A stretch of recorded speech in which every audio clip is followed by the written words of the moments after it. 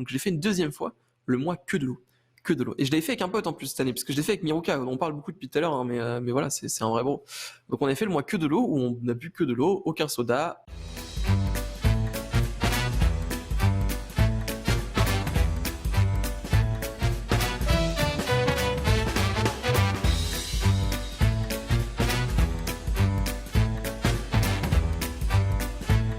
Alors c'est parti, exactement, c'est une vie de défi, les challenges de marin. Alors, vous avez pu découvrir au fur et à mesure des émissions que je suis quand même quelqu'un d'assez incroyable finalement. Et cette chronique, ce petit passage, ne va que renforcer ce sentiment chez vous finalement. Je suis vraiment un connard. Non, tout ça pour dire, non, une vie de défi, challenge de marin. En fait, il faut savoir que ces dernières années, ça m'arrivait à plusieurs reprises, et on va en discuter de chacune de ces reprises, de me lancer des défis sur un mois justement, pour petit à petit améliorer ces différents points dans ma vie.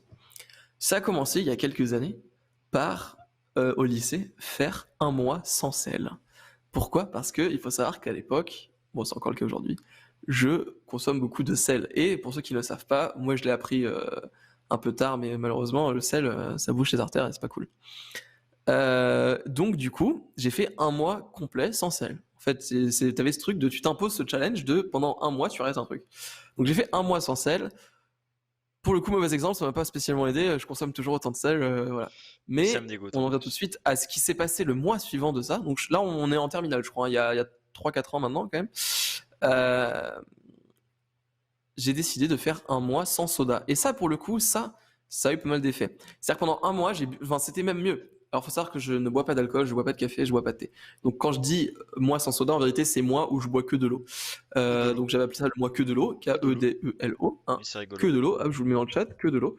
Et donc, j'ai fait ça pendant un mois, et il faut savoir que ça a drastiquement fait chuter mon habitude à boire des sodas, qui est petit à petit remontée, et l'année suivante, première année d'études supérieures, je l'ai refait. Donc je l'ai fait une deuxième fois, le mois que de l'eau. Que de l'eau. Et je l'avais fait avec un pote en plus cette année, parce que je l'ai fait avec Miruka. On parle beaucoup depuis tout à l'heure, hein, mais voilà, c'est un vrai bro. Donc on a fait le mois que de l'eau, où on n'a bu que de l'eau, aucun soda, pas de coca, rien, nada, enfin tout ce que vous imaginez. Que de l'eau. Pas d'eau pétillante, que de l'eau simple, de l'eau basique, ok, de l'eau du Même pas de la robinet. Kézak ? À la rigueur, un peu de cristalline, Volvic si vous voulez acheter de l'eau, mais que de l'eau. Et en vrai, ça, c'est vraiment, enfin, c'est s'imposer comme ça cette discipline, c'est vraiment pas mal. Comme on disait, comme tout à l'heure, il y a ce côté d'habitude qui s'installe au bout de 21 jours, et donc c'est vraiment une plutôt bonne chose. Ensuite, fort de ces expériences formatrices finalement, j'ai fait. Est-ce que j'ai fait un truc entre les deux ? J'hésite en fait. J'ai fait sûrement une des choses qui a été les plus marquantes et qui a changé énormément de ma vie. J'ai fait un mois sans dormir. Et depuis, je suis fatigué. Non, c'est faux. J'ai fait un mois où j'ai complètement, de manière drastique, mis fin à ma consommation et à je fais des phrases trop longues. J'ai mis fin pendant un mois à ma consommation de jeux vidéo, à mon participation à ce monde du gaming finalement. Ouais. Pendant un mois, j'ai complètement arrêté. Ça a été très dur parce que j'ai vécu une période personnelle assez complexe. Il faut savoir que la plupart de mes amis de l'époque, et surtout qu'il faut savoir qu'à l'époque on était en stage pendant l'été, donc mes amis qui n'étaient pas en stage étaient en vacances. Moi, j'étais en stage. Mes amis qui étaient en stage n'étaient pas à Marseille, là où je vis. Et il faut savoir que j'avais quand même un ami qui est là. Oh putain, c'est de plus en plus compliqué. Mais ça se passait pas super bien, on va dire. Bref, c'était une période assez compliquée et j'ai mis fin à mon seul lien finalement avec tous ces amis qui étaient à distance. Mais ça a été une très très bonne décision et je me suis retrouvé à... Enfin, disons que après coup, j'avais plus du tout envie de jouer aux jeux vidéo après ce mois-là. Et encore aujourd'hui, il y a quelques jours, j'étais en mode trop hypé pour refaire une soirée gaming avec mes amis Com et Damien. Et en fait, au bout de 10 minutes, j'en avais juste marre, ça me faisait giga chier. Donc j'ai vraiment mis fin à ce truc qui était vraiment mon passe-temps et le truc que je faisais tout le temps et qui pouvait prendre la place sur certains autres trucs dans ma vie. Et ça a vraiment marché en fait. Le fait est qu'en arrêtant un mois, j'ai vraiment complètement perdu cette habitude. Et voilà. Alors, j'avoue qu'en 2020, j'aurais bien aimé être un gamer parce que c'était quand même l'année où tu pouvais profiter de ça.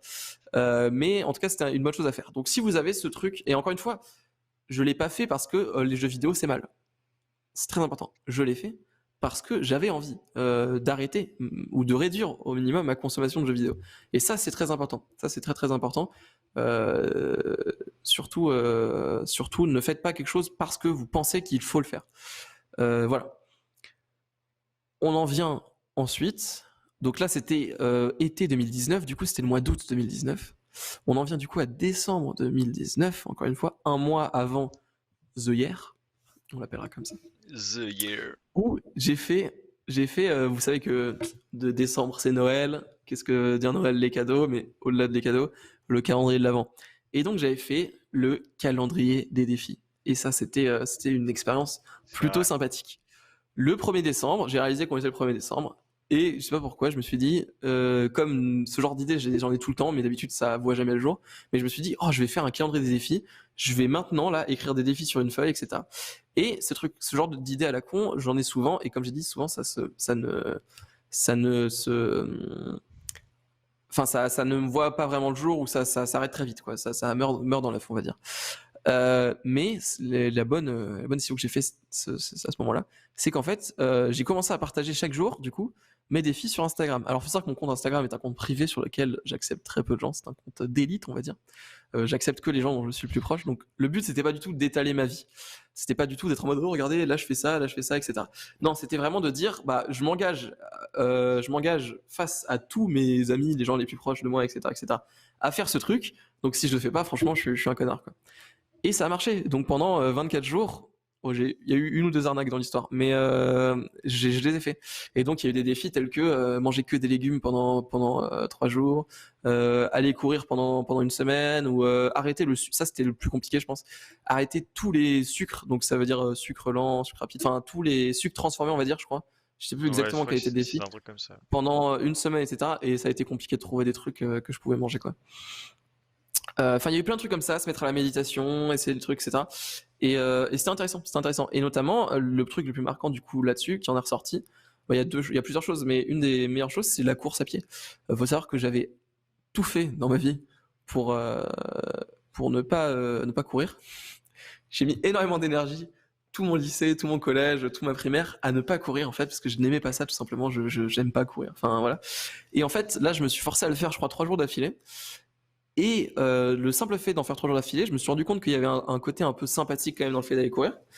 Et je l'ai fait ni plus ni moins que pendant un mois, en février 2020, où je suis allé courir tous les jours. Ça a été arrêté quand il y a eu le confinement, mais je suis allé courir tous les jours.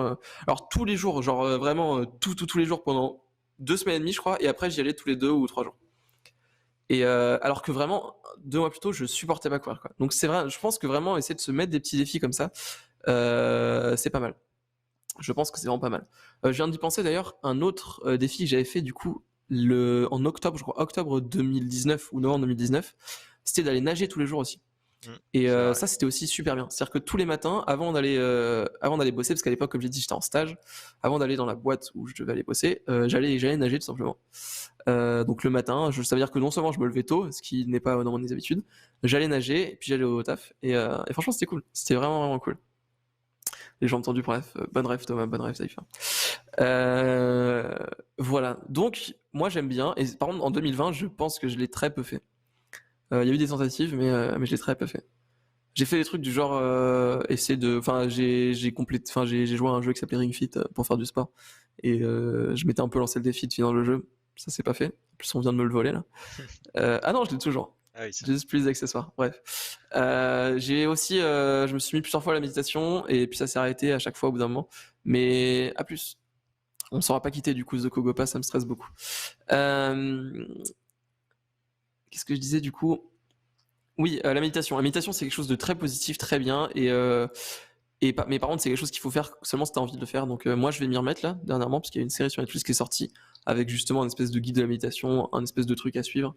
Donc je vais le faire. Oui, mais c'est quelque chose de très positif, que je m'étais forcé à faire du coup en décembre, parce que j'étais très sceptique dessus.